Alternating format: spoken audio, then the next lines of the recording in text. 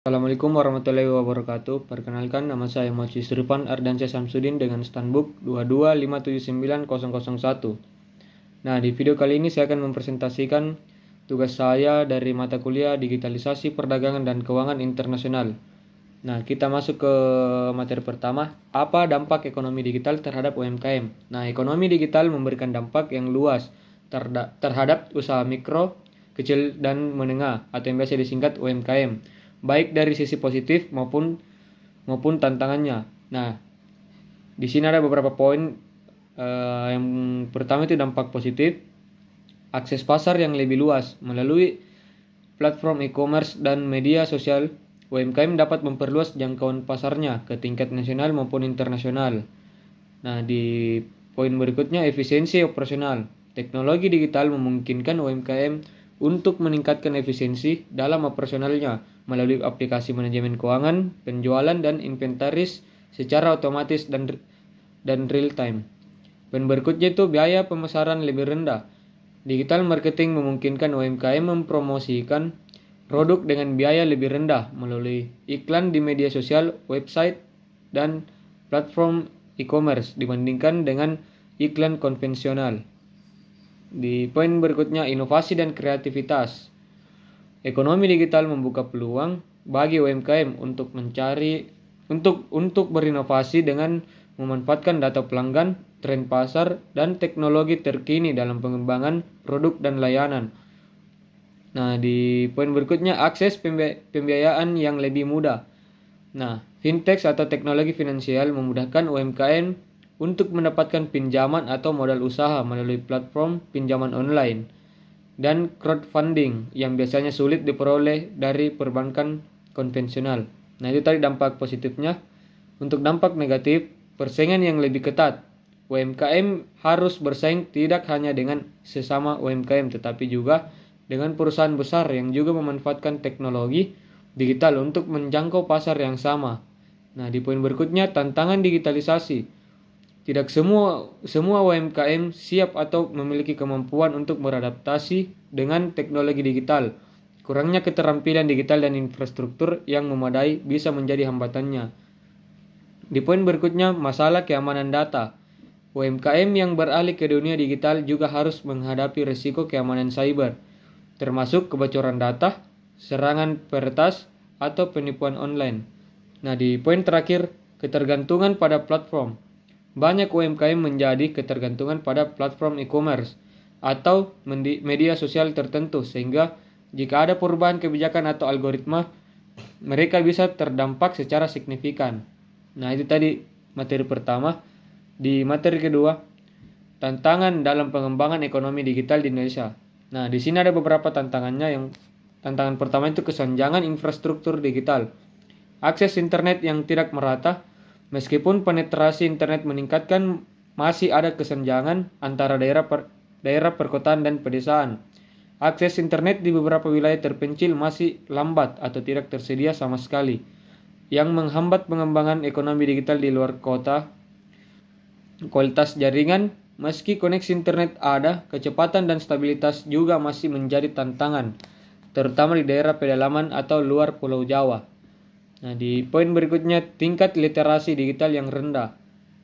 Kurangnya pengetahuan digital, banyak pelaku UMKM dan masyarakat umum belum memahami cara memanfaatkan teknologi digital secara optimal.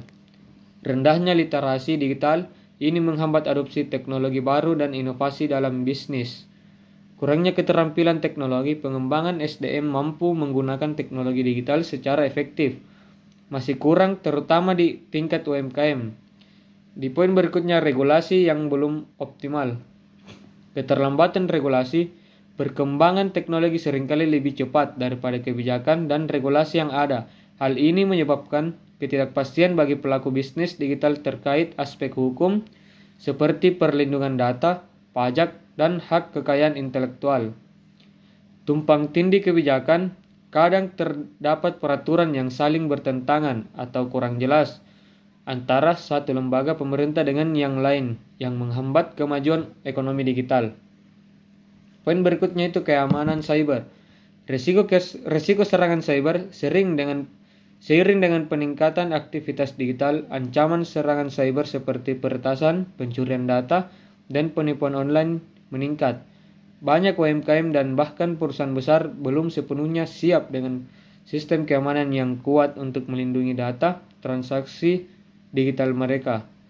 Nah, di poin berikutnya, pembiayaan untuk startup digital dan UMKM.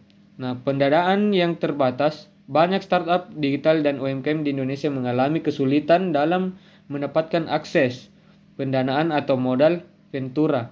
Bank dan lembaga keuangan tradisional seringkali ragu untuk memberikan pinjaman karena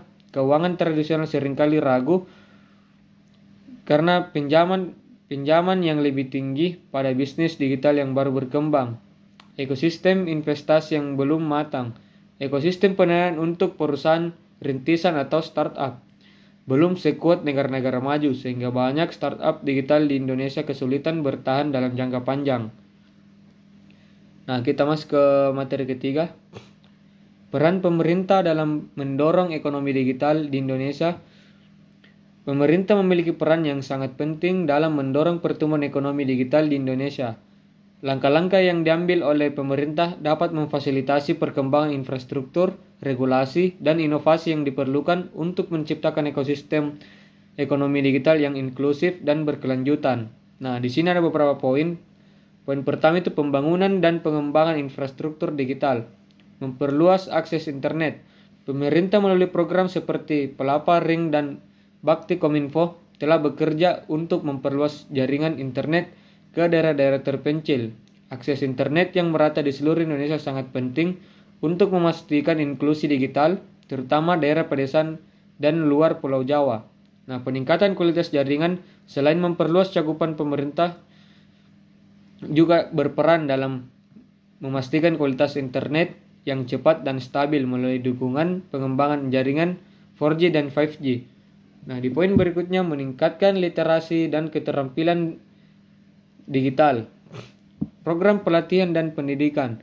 Pemerintah melalui berbagai inisiatif seperti Gerakan Nasional Literasi Digital dan program pendidikan vokasi telah memfasilitasi pelatihan bagi masyarakat, terutama pelaku UMKM, tentang cara menggunakan teknologi digital dalam bisnis mereka. Program ini penting untuk meningkatkan keterampilan teknologi masyarakat dan memanfaatkan potensi ekonomi digital. Pengembangan talenta digital. Pemerintah bekerja sama dengan sektor swasta dan lembaga pendidikan untuk menciptakan program pelatihan talenta digital seperti Digital Talent Scholarship yang bertujuan menciptakan lebih banyak tenaga kerja terampil di bidang ekonomi digital. Di poin berikutnya, menyusun dan mengimplementasikan regulasi yang mendukung kebijakan perlindungan data. Pemerintah telah mengesahkan Undang-Undang Perlindungan Data Pribadi untuk menjaga privasi dan keamanan data pengguna di era digital. Ini penting untuk membangun kepercayaan masyarakat dalam transaksi online. Regulasi ekosistem digital. Pemerintah juga mengatur tata kelola platform digital, fintech, dan e-commerce untuk melindungi konsumen, memastikan persaingan yang sehat, dan mencegah praktik monopoli. Selain itu, regulasi terkait pajak untuk perusahaan digital juga sedang diperkuat. Nah, di poin berikutnya itu mendorong UMKM Go Digital. Nah, program digitalisasi UMKM melalui program seperti UMKM Go Digital dan gerakan 1 juta UMKM Go Online. Pemerintah mendorong pelaku UMKM untuk beralih ke platform digital termasuk e-commerce dan layanan pembayaran digital. Program ini mencakup pelatihan, pendampingan, dan akses ke platform e-commerce. Dukungan pembiayaan dan kredit. Pemerintah memberikan dukungan pembiayaan bagi UMKM yang ingin memanfaatkan teknologi digital termasuk melalui program kredit usaha rakyat atau yang biasa disingkat KUR yang terintegrasi dengan digitalisasi bisnis. Di poin berikutnya itu pengembangan ekosistem startup dan inovasi. Inkubator dan akselerator startup. Pemerintah mendukung pengembangan startup teknologi melalui program inkubator dan akselerator seperti 1000 startup digital yang bertujuan menciptakan lebih banyak perusahaan rintisan teknologi di Indonesia. Ini membantu startup mendapatkan pendanaan, akses ke jaringan, dan pembinaan untuk mempercepat pertumbuhan mereka. Kemudahan berbisnis bagi startup dengan menyederhanakan proses perizinan dan mendukung kebijakan yang memfasilitasi pendirian perusahaan teknologi. Pemerintah mendorong lebih banyak inovasi di sektor digital. Poin berikutnya, memperkuat keamanan dan kepercayaan di dunia digital. Penguatan keamanan cyber. Pemerintah melalui BSSN atau biasa kita bilang Badan Cyber dan Sandi Negara bertanggung jawab untuk melindungi sistem informasi negara dan infrastruktur digital dari ancaman cyber. Ini penting untuk menciptakan ekosistem digital yang amanah dan terpercaya. Membangun kepercayaan konsumen, pemerintah terus meningkatkan regulasi terkait perlindungan konsumen di dunia digital, termasuk mengatur transaksi e-commerce, perlindungan data pribadi, dan mekanisme penyelesaian sengketa konsumen secara online. Poin berikutnya, mendukung pengembangan teknologi finansial atau yang biasa disingkat dengan fintech. Regulasi fintech, Otoritas Jasa Keuangan atau yang biasa disingkat OJK, dan Bank Indonesia memainkan peran penting dalam mengatur fintech di Indonesia. Pemerintah mendukung inovasi di sektor ini sambil memastikan stabilitas sistem keuangan dan melindungi konsumen dari risiko penipuan. Berikutnya, mendorong inklusi keuangan. Melalui dukungan ini fintech, pemerintah bertujuan meningkatkan inklusi keuangan dengan menyediakan akses ke layanan perbankan dan peminjam yang sebelumnya tidak terjangkau oleh sistem keuangan tradisional. Poin berikutnya, kolaborasi dengan sektor swasta dan internasional. Kemitraan dengan sektor swasta. Pemerintah bekerja sama dengan perusahaan teknologi besar seperti Google, Facebook, dan platform e-commerce lokal untuk mengembangkan infrastruktur dan meningkatkan literasi digital. Kerjasama internasional. Pemerintah juga menjalin kerjasama dengan negara lain dan organisasi internasional untuk berbagi pengetahuan, teknologi, dan regulasi terkait pengembangan ekonomi digital. Baik, poin berikutnya, mendorong adopsi pembayaran digital. Gerakan non-tunai. Pemerintah dan perbankan Indonesia telah mendorong penggunaan pembayaran non-tunai dengan mengembangkan sistem seperti QRIS yang memudahkan transaksi digital bagi UMKM dan konsumen. Di poin berikutnya, penyusunan strategi nasional ekonomi digital. Roadmap ekonomi digital. Pemerintah telah menyusun Indonesia Digital Roadmap yang mencakup sebagai aspek pengembangan ekonomi digital, mulai dari infrastruktur, SDM, regulasi, hingga keamanan cyber. Nah, kita masuk ke materi keempat, teknologi terbaru yang mendorong ekonomi digital.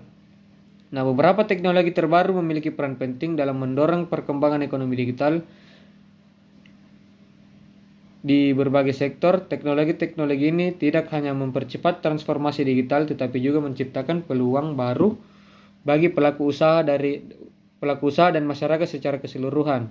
Nah, di sini ada beberapa poin. Poin pertama, artificial intelligence dan machine learning.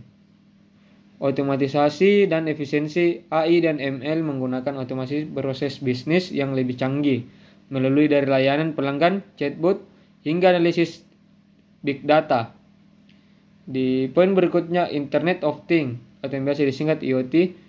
Integrasi dan konektivitas. IoT memungkinkan perangkat pintar saling terhubung melalui internet, menciptakan jaringan data yang real time.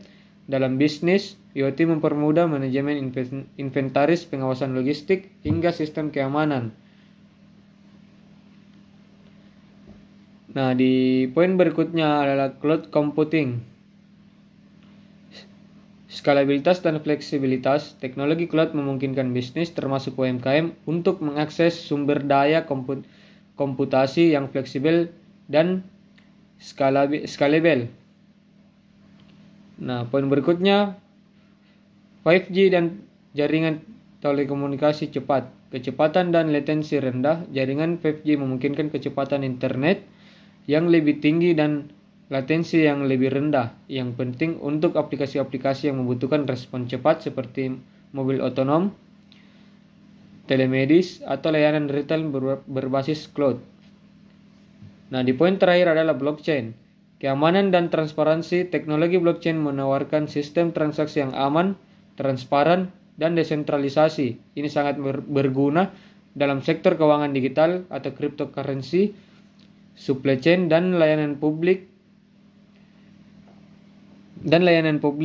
Smart contracts blockchain memungkinkan pengguna smart contract, yaitu kontrak digital yang dapat dieksekusi secara otomatisasi ketika kondisi yang tertentu terpenuhi.